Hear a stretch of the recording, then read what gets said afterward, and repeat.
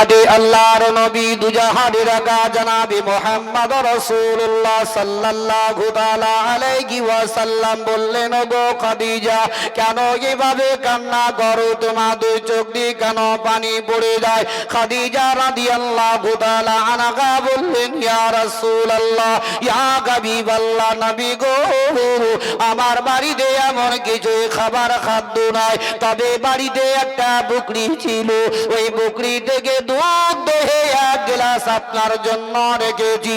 এবং আমার বাড়ির পার্শ্ববর্তী একজন ব্যক্তি মাত্র 4টা খেজুর দিয়েছিল, ওই 4টা থেকে 2টো খেজুর আমি খেয়েছি, আর আপনার জন্য 2টো খেজুর আমি রেখে দিয়েছি।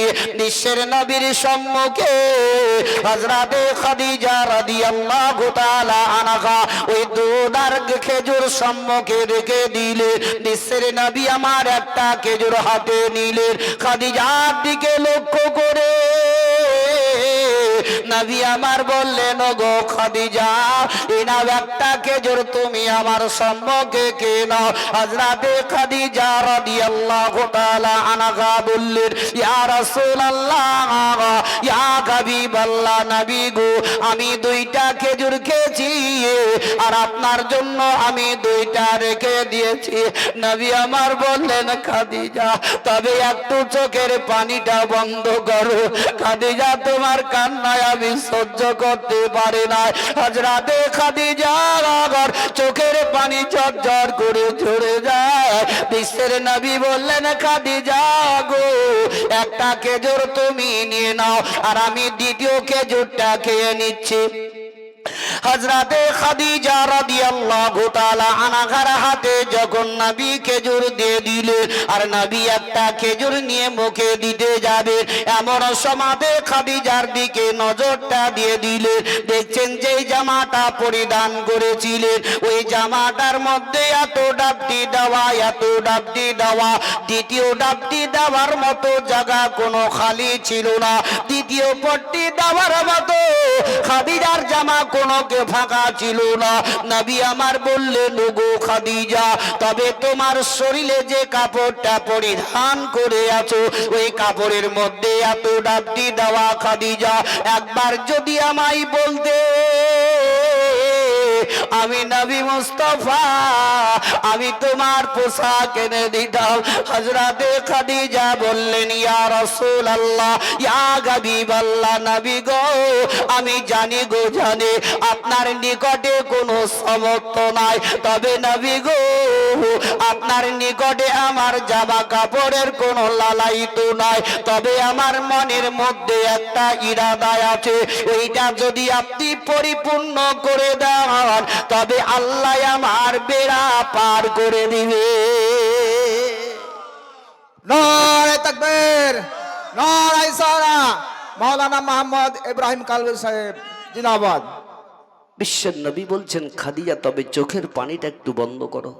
দয়ার নবী মুস্তাফা রাহমাতুল লিল আলামিন খাদিজার দিকে বারবার চেয়ে চেয়ে দেখছেন, তাই আপন বলে, নবী তোমার নাম শুনিয়া পাগল মোরা হইলাম গো, নবী একবার তুমি আইসো গো, নবী একবার তুমি আইসো গো, নবী তোমার ওই নাম শুনিয়া পাগল মোরা হইলাম গো, নবী একবার তুমি আইসো গো, নবী একবার তুমি আইসো গো, স্বপনেতে দিও গো দেখা, দেখিব নয়নে ভরে গো, নবী একবার তুমি আইসো গো, নবী একবার তুমি আইসো গো, জীবনে তার সই পাগো দিতাম, নবী তোমার চরণে, আমি চমকে তাম কদমে, আমি চমকে তাম কদমে, জীবন তারে সই পাগ দিতাম, নবী তোমার চরণে, আমি চমকে তাম আমি কদমে, আমি চমকেতাম কদমে। নবী তোমার ওই নাম শুনিয়া পাগল আমরা হইলাম গো। নবী একবার তুমি আইসো গো, নবী একবার তুমি আইসো গো। তোমার প্রেমে পাগল হইয়া ঘর বাড়ি সব ছাড়লাম গো। নবী তোমায় পাইবার আশাই গো, নবী তোমায় পাইবার আশাই গো। নবী তোমার ওই নাম শুনিয়া পাগল মোরা হইলাম গো। নবী একবার তুমি আইসো গো, নবী একবার তুমি আইসো গো। আল্লাহুম্মা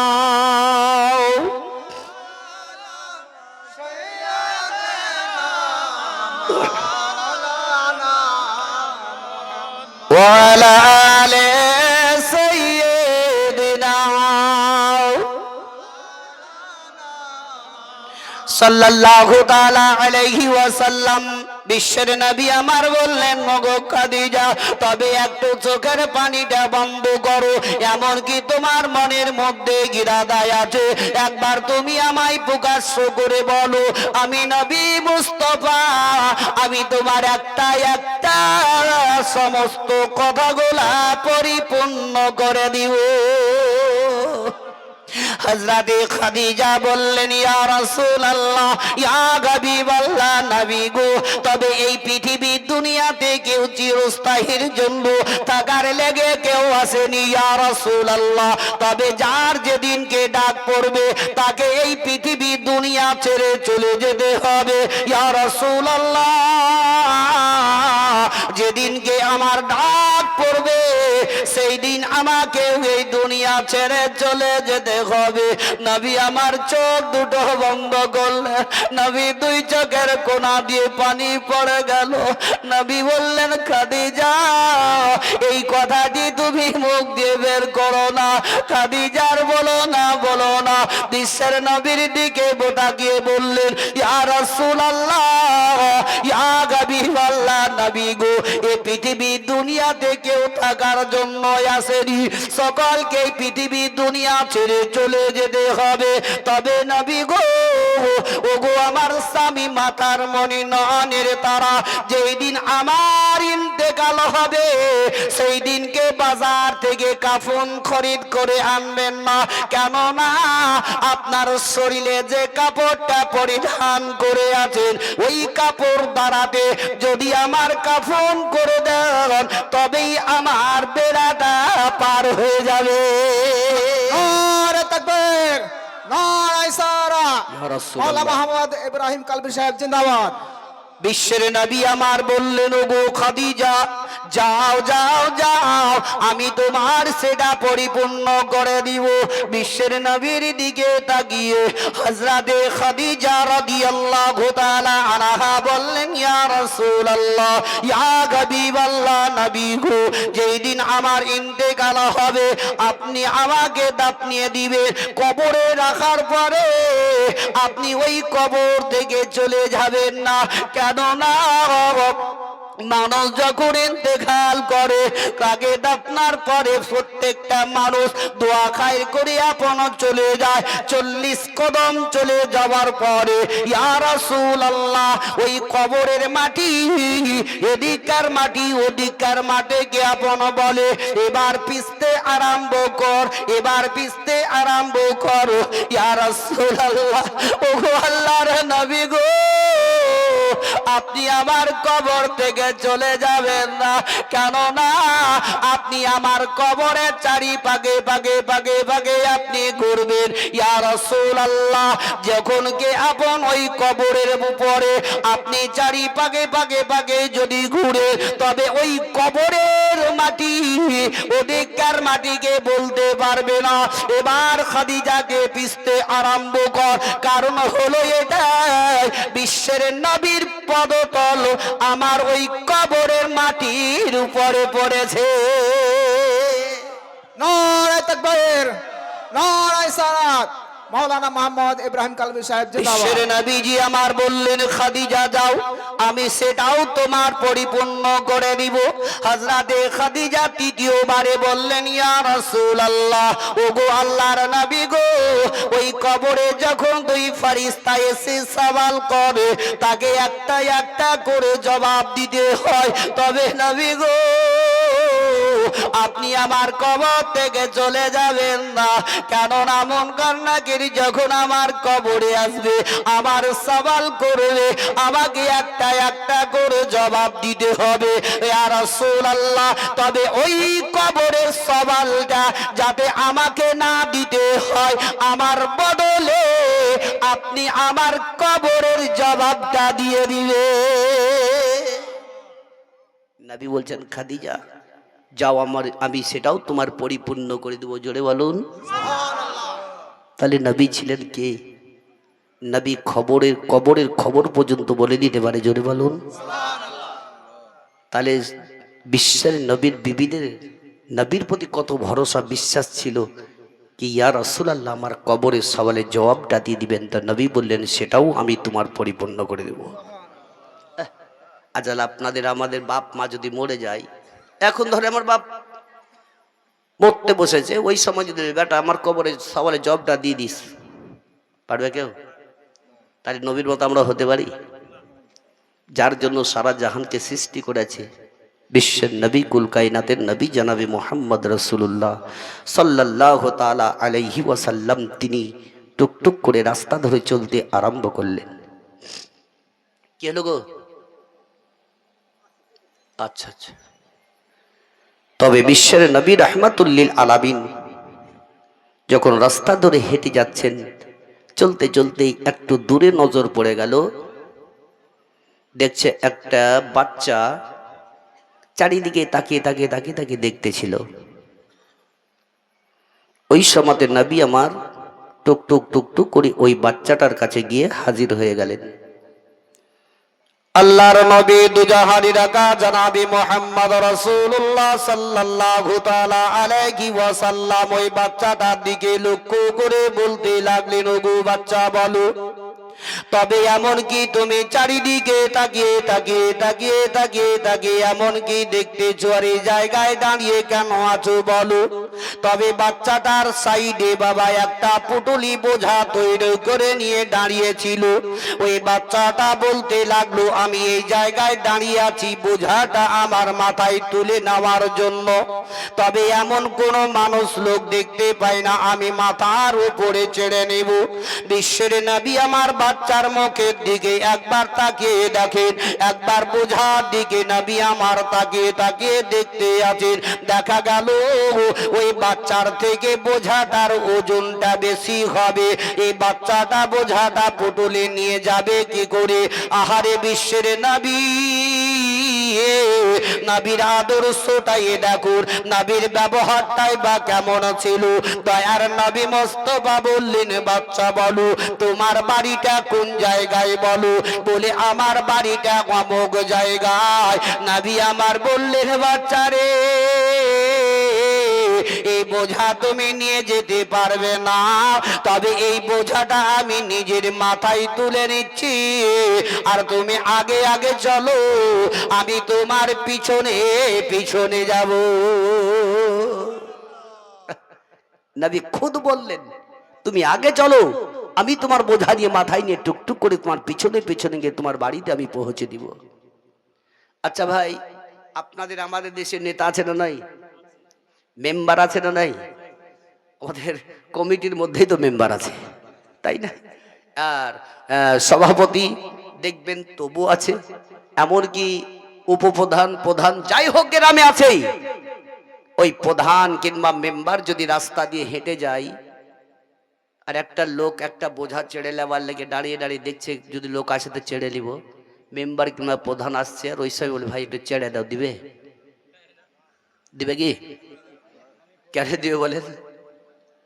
ও বলে আমি মেম্বার, আমার প্রেস্টিজে লাগবে না, আমি প্রধান, তার মর্যাদা তখন দেখাবে, আমি প্রধান, তার বস্তা ধরবো। বাহ! কিন্তু বিশ্বের নবী আমার, দয়ার নবী রাহমাতুল লিল আলামিন, যার জন্য সারা জাহানকে আল্লাহ সৃষ্টি করেছেন, ওই নবী আমার খোদ বললেন, বাচ্চা তোমার বোঝা আমি মাথায় তুলে নিচ্ছি, তুমি আগে আগে চলো, আমি তোমার পিছনে পিছনে পিছনে তোমার বাড়ি পর্যন্ত পৌঁছিয়ে দিব। দয়ার নবী মুস্তাফাকে ওই বাচ্চাটা চিনে না, ইনি হচ্ছেন রাহমাতুল লিল আলামিন। বাচ্চা চিনে না, নবী আমার ওই বোঝাটাকে মাথায় তুলে নেওয়ার পরে আপন বাচ্চাকে বলতে লাগলেন, চলো তুমি আগে আগে, আমি তোমার পিছনে পিছনে চলতে আছে। দয়ার নবী আমার যখন চলতে লাগলেন, আশপাশের গাছগুলা নবীকে ছায়া করতে করতে করতে করতে নিয়ে চলে যায়। আর ওই ইহুদের বাচ্চাটা নবী মুস্তাফার মুখের দিকে একবার দেখে, একবার আসমানের দিকে চেয়ে দেখে। দেখতে দেখতে মনে মনে বাচ্চাটা বলতে লাগলো, তবে এই লোকটার মতো এত সুন্দর চেহারাওয়ালা মানুষ আজ পর্যন্ত আমি কোথাও দেখতে পাইনি। এত সুন্দর চেহারা দিয়েছে আল্লাহর নবী দয়ার মুস্তাফা। ওই বাচ্চার সঙ্গে আলাপ আলোচনা করতে করতে চলে যান। আর এমনকি বিশ্বের নবীর পদতলে যদি ছোট ছোট পাথর গোলা পড়তো, সঙ্গে সঙ্গে পাথর গোলা মমের মতো একদম গলে যেত। নবী আমার টুকটুক করে হেঁটে হেঁটে চলে যান। এমন সমাদে নবী আমার বললেন, বাচ্চারে বলো বলো তোমার বাড়িটা কোন জায়গায় বলো। বলে ওই দেখো দেখা যায় বাড়ি, ওটাই হলো আমার। দয়ার নবী আমার তার বাড়ির দরজাতে যাওয়ার পরে ওই বোঝাটা পুটুলি মাথা থেকে নামিয়ে ইহুদের দরজাতে যখন নামিয়ে দিলেন, বাচ্চার হাতটাকে ধরে নিয়ে বলতে লাগলেন, ওরে বাচ্চা শোনো রে, আমি তোমার সঙ্গে ওই জায়গা থেকে এই পর্যন্ত তোমার দরজা পর্যন্ত আসলাম, তোমার সঙ্গে আলাপ আলোচনা করতে করতে আমি আসলাম। তবে বাচ্চারে কথা বলার মাধ্যমে যদি কোন রকমের কথা বলে থাকে, তবে তুমি আল্লাহর হস্তে আমাকে তুমি মাফ করে দিও। বাচ্চার নিকট থেকে এই কথা বলে দয়ার নবী চলতে আরম্ভ করলেন। এদিকে ইহুদি বাড়ির ভিতর থেকে বাইরে আসার পরে এমন সমাদে ওই বাচ্চাটাকে তার আব্বা বলল, গো বেটা শোনো, এই বোঝাটা তোমার কে পৌঁছিয়ে দিল, তুমি নিয়ে আসলে কি করে বলো। ওই বাচ্চাটা বলল, ওগো আব্বা জান, একটা লোক আমার বোঝাটা পৌঁছে দিয়ে গেল। ইহুদি বলল, বেটা রে, তবে এই বোঝাটা তোমার যে পৌঁছে দিয়ে গেল, তোমার নিকট থেকে কয় টাকা নিয়েছে বলো। বাচ্চাটা বলল, না না না, আমার নিকট থেকে ওই লোকটা এক পয়সাও নাই রে, বিনা পয়সায় আমার বোঝাটা পৌঁছে দিয়ে গেল। ইহুদি বলল, বেটা রে, এমন কোন দয়ালু লোক আছে, এমন কে দয়ালু মানুষ আছে বলো, কে এমন তোমার বোঝাটা বিনা পয়সাতে পৌঁছে দিয়ে গেল। বাচ্চাটা বলল, ওই দেখো লোকটা যে হেঁটে হেঁটে যায়, ওই লোকটাই আমার বোঝা পৌঁছে দিয়ে গেল। ইহুদি দৌড়ে দৌড়ে বিশ্বের নবীর দিকে রওনা হয়ে গেল। নবী মুস্তাফা যে রাস্তা দিয়ে যান, আব্রাহা ছায়া করতে করতে নবীকে নিয়ে যায়। ইহুদিটা নবীর আগে গিয়ে দাঁড়িয়ে গেল।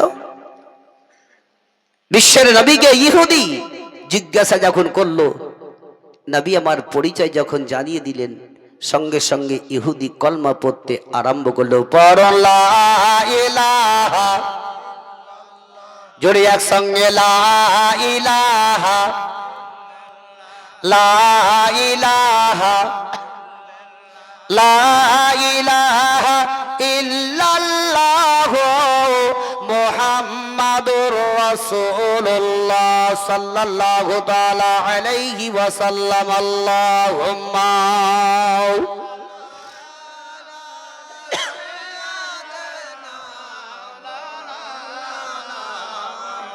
وعلى آل سيدنا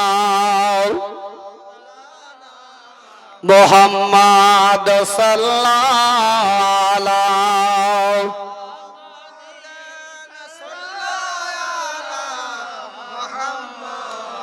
हरदम जबान से निकालो पाक नामे मोहम्मद हरदम जबान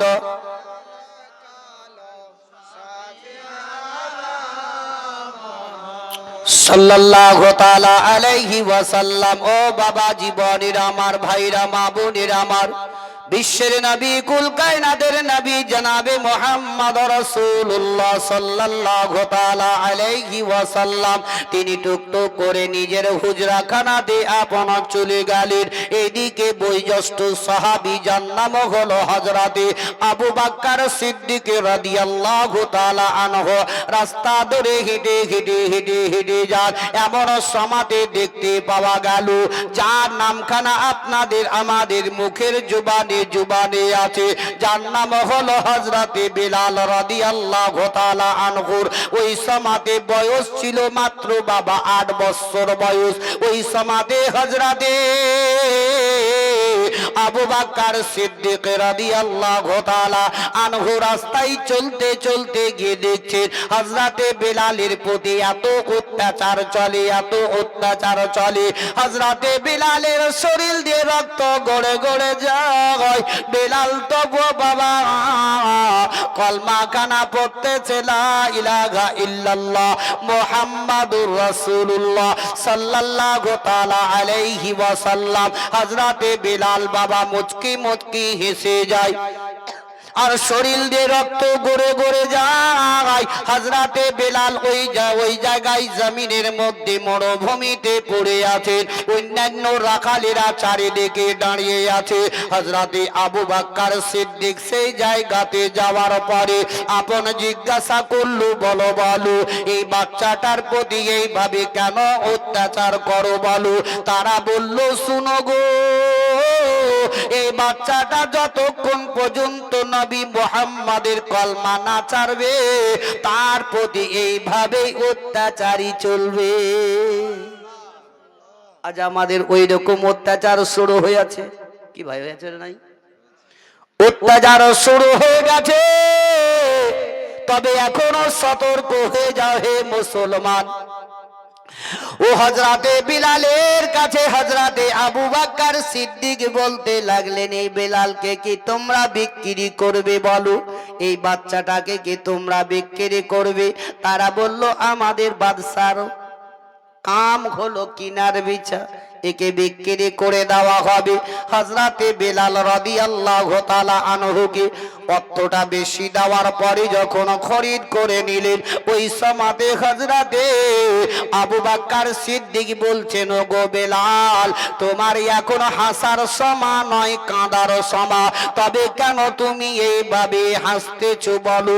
হযরতে বিলাল বলেছিলেন ওগো আবু বকর আমার এখন কাঁদার সময় নয় এখন হলো আমার হাসার সময়।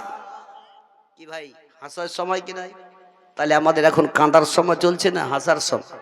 হাসতে তো হবে কাঁদলে হবে না বুকে বল নিয়ে আমাদেরকে চলতে হবে।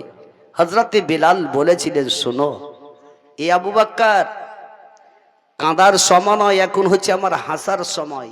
কেননা कि अल्लाह तबारक ताला আমাকে পরীক্ষা করে দেখছে ওই রকম কলসি বাজিয়ে বাজিয়ে বাজিয়ে দেখছে কি নবী মুস্তাফার প্রতি আমার মহব্বত আছে কিনা। তাহলে আমাদেরকেও আল্লাহ পরীক্ষা করে দেখতেছে এটাও কি আমার মধ্যে তাদের মহব্বত আছে না নাই। মহব্বত রেখে ভালোবেসে চলার চেষ্টা করুন। এখনো ভাই আমি জোরহাত করে অনুরোধ করে বলবো পরিবর্তন হন ইসলামের পথে চলুন। এটা নয় আজ আমাদেরকে ঠিকভাবে ইসলামের পথে আমাদেরকে চলতে হবে। কেউ কারোর প্রতি কোনো অত্যাচারী করে নয় কি আমাদেরকে ঠিক পথের মধ্যে চলতে হবে। হেফাজতের মালিককে আল্লাহ, সব কিছুর মালিককে আল্লাহ। আজ যদি আমরা সেরকম আল্লাহর প্রতি ভরসা রাখি তো আল্লাহই আমাদের রক্ষা রাখবে। তবে বিশ্বের নবী, আজ ভাই দেখুন আমরা রমজান মাস চলে গেল না, গেল না? চলে গেল। এই রমজান মাসে আমরা 5 ওয়াক্তের ঠিক ভাবে ওয়াক্তের মধ্যে টাইমে গিয়ে নামাজটা আমরা আদায় করলাম। যেমন ঈদ চলে গেল আমাদের নামাজও চলে গেল, কি তাই না? শিখাই উঠে গেছে, নামাজ নাই। আবার যারা দেখবেন একটা মাস ধরে রোজা করলো কষ্ট করে, আর যারা রোজা করেনি তারাই দেখবেন চাটাই নিয়ে একদম বিনা রোজদার একবারে আগে কাতারে, হ্যাঁ, আর রোজা ভালার একবারে পিছিয়ে পড়ে যাচ্ছে। মানে ওরা যে কতদিন থেকে রোজা করে এলে হেপসে আছে, একবার আগে গিয়ে জায়গা, বুঝেছেন? কিন্তু ভেবে দেখুন, যিনি হচ্ছেন হজরতে ওমরে ফারুক রাদিয়াল্লাহু তাআলা আনহু, আজ আমরা যুবক ছেলেরা অন্যান্য মেয়েরাও বুঝলেন ঈদের দিনে বহুত খুশি মানাই। আজকে আমরা আগে চলে যাই, যারা রোজা করলো করতেই আছে, তারা কষ্ট করলো, তারা যাচ্ছে নামাজ পড়তে, আর যারা করলো না তারা বেশি আগে থেকেই খুশি মানাতে আরম্ভ শুরু হচ্ছে, তাই না? হযরতে ওমর ফারুক রাদিয়াল্লাহু তাআলা আনহু তিনি ঘরের ভিতরে দরজা লাগিয়ে কাঁদতেছেন, চোখের পানি ঝরঝর করে ঝরে যায়। আর এদিকে সমস্ত মদিনার লোকেরাও আপন ঈদগাহার ময়দানে গিয়ে হাজির হয়েছে একমাত্র ঈদের নামাজ পড়ার জন্য। কিন্তু দেখছেন যে নামাজ পড়ানেওয়ালা সে তো এখনো আসেনি। এরা ভাবছে কি আমাদের খলিফা উমারে ফারুক কি জানেন না যে আজকে ঈদের দিন, চাঁদ উঠে গেছে, আজকে খুশির দিন নামাজ পড়তে হবে। চলো আমরা দেখি যাই। গিয়ে দেখছেন তো হযরতে উমরে ফারুক দরজা লাগিয়ে খুব কাঁদছেন, জোরে বলুন। এমন সমাধি দ্বারা বাহির থেকে বলতে লাগলো, হুজুর গো, আপনার কি খেয়াল নাই, আপনার মনে নাই ঈদের চাঁদ উঠে গেছে, আজকে খুশির দিন নামাজ পড়ার জন্য সকালে ঈদগাহার ময়দানে হাজির হয়ে গেছে। হুজুর আপনি চলুন। ওই সমাধি হযরতে উমরে ফারুক রাদিয়াল্লাহু তাআলা আনহু বললেন, বলে তোমরা যে খুশি, আল্লাহুম্মা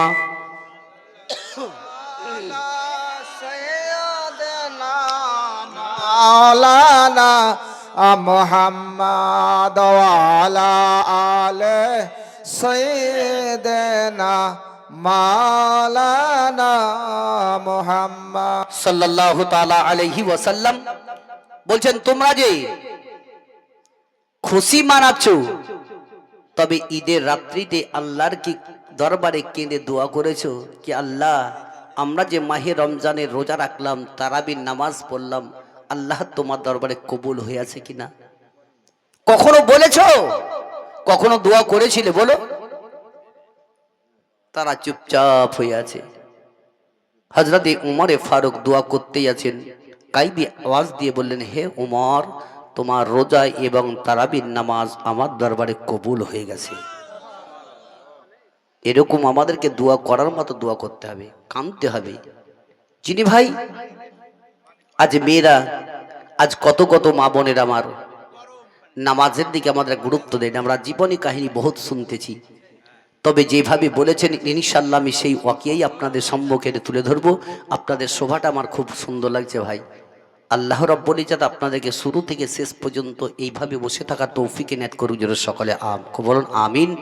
এবং আমার যে যুবক ভাইরা এই জালসার আয়োজন করেছেন, আল্লাহ তাবারক তাআলা ওনাদেরকে সঠিক পথে নিয়ে যাওয়া তৌফিক এনায়েত করুক, জোরে সকলে বলুন আমিন।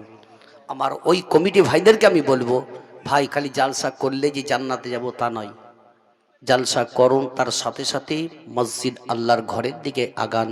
আপনি যদি আগাতে পারেন তো আরও 5 জন আপনার দেখে তারাও যাবে, কি ভাই তাই কিনা বলুন? করার চেষ্টাটা করুন। যেমন কি একটি মেয়ে পরহেজগার মুত্তাকি 5 ওয়াক্তের নামাজ পড়নে वाली ছিল, এমনকি মেয়েটি রাত্রি 12টার পর উঠে তাহাজ্জুদের নামাজ পর্যন্ত পড়তো। এরকম কোনো মেয়ে আছে আমাদের?